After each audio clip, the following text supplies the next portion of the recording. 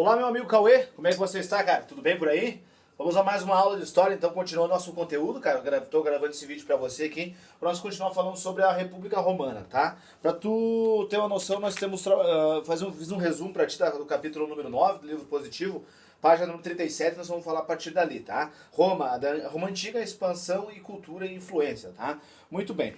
Como você sabe, desde a fundação de Roma, naquele outro vídeo que eu gravei pra ti lá sobre a história do Amúrio, da vitória da Réia Sílvia e dos meninos do Rômulo e Remo, que é a parte mitológica, também tem a parte científica, né? Essa parte mitológica, é claro, os historiadores tiram dali algumas versões que fazem sentido, né? Sobre a localização de Roma, as margens do rio Tibre, sobre toda a parte da estrutura romana, o local onde surgiu a cidade, né? Então essa parte é a parte mitológica, mas nós também temos a parte científica, né? Sabe-se que Roma teve 3 fases de governo, né? A primeira delas a monarquia, depois passando para a república, tá? Durante a República Romana, a parte mais importante na república, que significa coisa pública, né? Res pública, tornar a coisa pública, uma forma de governo que os romanos tinham, tá? Durante a república, a instituição mais importante era o Senado, né? E os senadores, os membros do Senado eram os patrícios, ou seja, aqueles que tinham as maiores extensões territoriais, tinham as maiores fazendas, que produziam e comercializavam. Então eles tinham o direito de participar do Senado, né?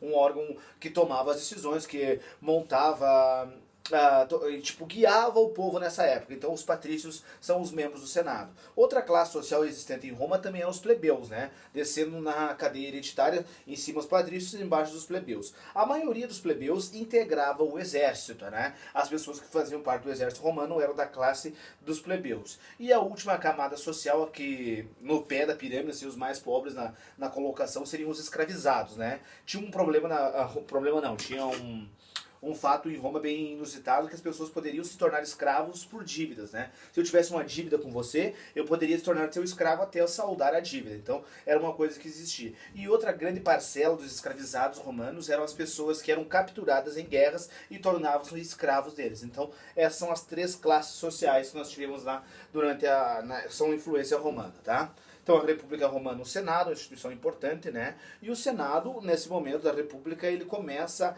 a parte de expansão territorial. Os senadores contratam até pessoas, soldados de fora, que são chamados soldados, aqueles soldados, como é que é o nome deles? Me fugiu agora, só um minutinho, já me lembro o nome deles, que são soldados contratados para trabalhar para o exército romano, né?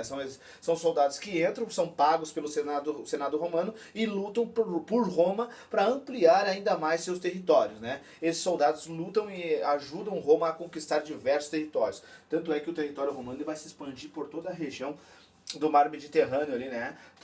Por quê? Porque eles tinham um comércio muito forte, né? Pelo rio Tibre, eles faziam a navegação fluvial e comercializavam com outros. Quando entram no mar, também um mar calmo, fácil de navegação, Roma estava do lado do rio e do mar, então tinha vamos dizer assim, uma lacuna muito boa, né? É tranquilo para navegar e tranquilo para comercializar. Logo, eles ficam tão poderosos que eles começam a aumentar o seu território.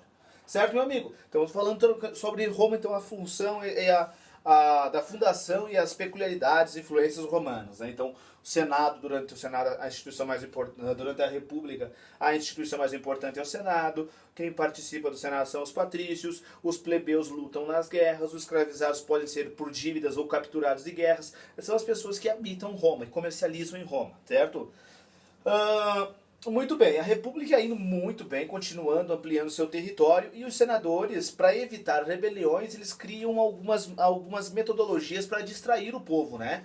Um povo que às vezes não era tão assistido, né? O Senado está preocupado em aumentar o território e não arrumar as coisas da cidade romana. Então eles começam, para evitar manifestações, olha só como eles usam alguns artefatos, algumas maneiras para manipular as pessoas. E uma delas é a política do pão e circo, sabe? Fazem espetáculos no Coliseu lá e tudo mais, e botam as pessoas lutarem lá, botam gladiadores lutar nesse Coliseu, fazem corridas de biga, e no intervalo entre uma luta ou outra, uma corrida e outra, eles distribuem pão pra galera, né? É um pão parecido com uma pizza, né? Um pão seco, que eles distribuem com cestos, assim, vão jogando pras pessoas, e no meio da multidão as pessoas passam com um garrafão de vinho, assim, levando vinho, assim, pras pessoas. Desse modo, os senadores mantinham as pessoas calmas. Se ninguém se revoltava contra o governo romano. Ninguém ousaria desafiar o governo romano. Ninguém que eu falo em relação às pessoas que moravam em Roma. Para eles ficava tudo bom. Então era uma prática da política de pão e circo.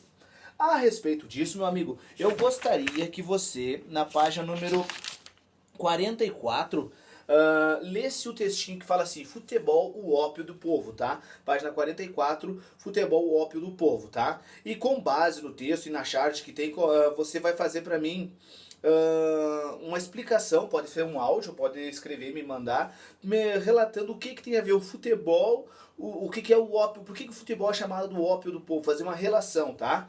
Vai explicar pra mim o que significa futebol, o ópio do povo, tá? Faz uma relação com isso que eu te expliquei da política do pão e circo e com o futebol.